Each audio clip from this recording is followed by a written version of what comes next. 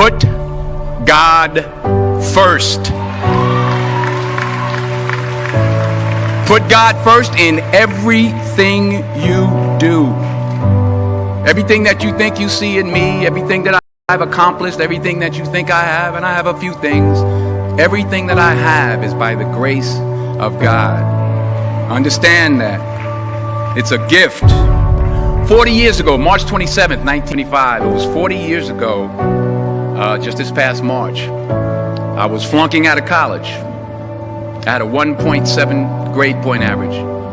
I hope none of you can relate. I had a 1.7 grade point average.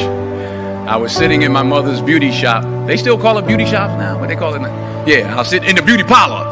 I was sitting in my mother's beauty parlor, and I'm looking in the mirror, and I see behind me this woman under the dryer.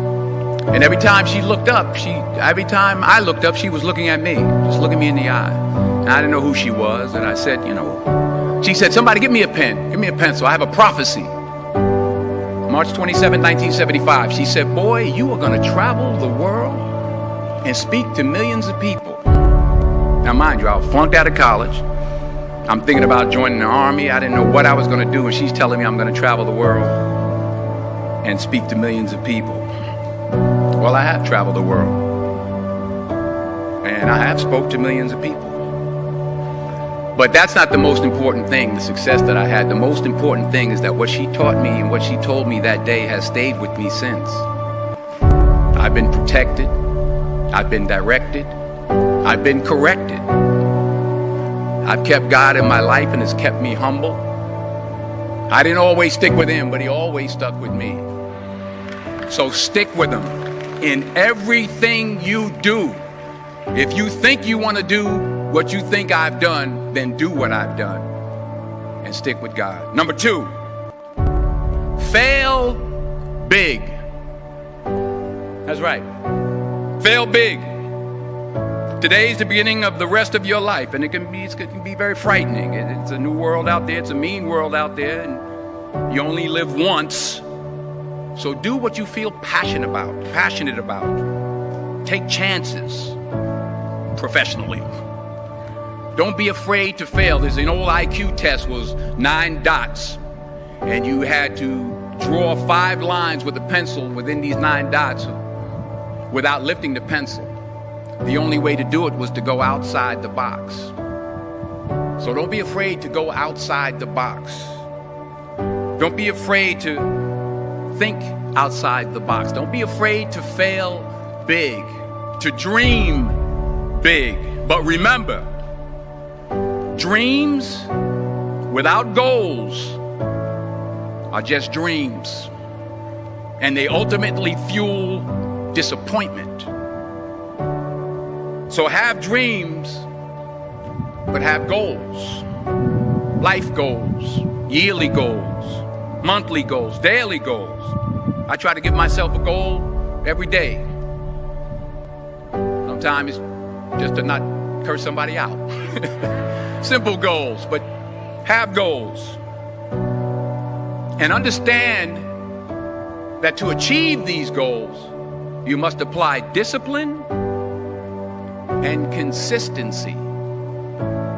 In order to achieve your goals, you must apply discipline, which you've already done, and consistency every day, not just on Tuesday and miss a few days. You have to work at it every day. You have to plan every day. You've heard the saying, we don't plan to fail, we fail to plan. Hard work works. Working really hard is what successful people do. And in this text, tweet, twerk world that you've grown up in, remember, just because you're doing a lot more doesn't mean you're getting a lot more done. Remember that. Just because you're doing a lot more doesn't mean you're getting a lot more done. Don't confuse movement with progress. My mother told me, she said, yeah, because you can run in place all the time and never get anywhere. So continue to strive, continue to have goals, continue to progress. Number 3, you'll never see a U-Haul behind a hearse. I'll say it again. You'll never see a U-Haul behind a hearse. I don't care how much money you make, you can't take it with you. And it's not how much you have, it's what you do with what you have. We all have different talents. Some of you will be doctors, some lawyers, some scientists, some educators, some nurses, some teachers. Yeah, okay. Some preachers. The most selfish thing you can do in this world is help someone else. Why is it selfish? Because the gratification, the goodness that comes to you, the good feeling that I get from helping others, nothing's better than that. Not jewelry, not big house I have, not the cars, but it's the joy. That's where the joy is, in helping others. That's where the success is. Finally, I pray that you put your slippers way under the bed tonight, so that when you wake up in the morning, you have to get on your knees to reach them. And while you're down there, say thank you for grace. Thank you for mercy. Thank you for understanding. Thank you for wisdom. Thank you for parents. Thank you for love. Thank you for kindness. Thank you for humility. Thank you for peace. Thank you for prosperity.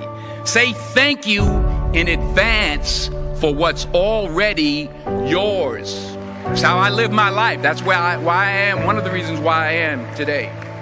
Say thank you in advance for what is already yours. True desire in the heart for anything good is God's proof to you, sent beforehand to indicate that it's yours already. I'll say it again.